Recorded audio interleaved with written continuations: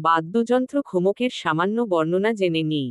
গণতন্ত্রীয় নয়, স্বৈরতন্ত্রীয় নয়।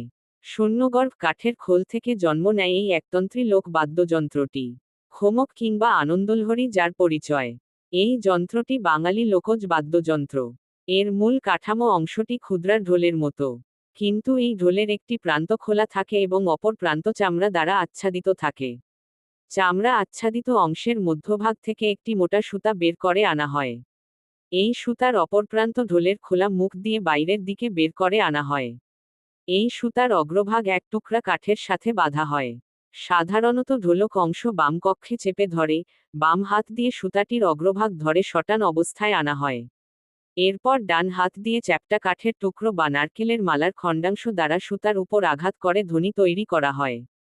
এক্ষেত্রে বাম হাতের সুতার টান কমবেশি করে ধ্বনিগত পরিবর্তন আনা হয়। এই যন্ত্রে ধ্বনিগত বৈচিত্র্য ততটা নাই। শুধু টানের জোরে গুপ গুপ গুপ গাব গাব গাব করতেই থাকে।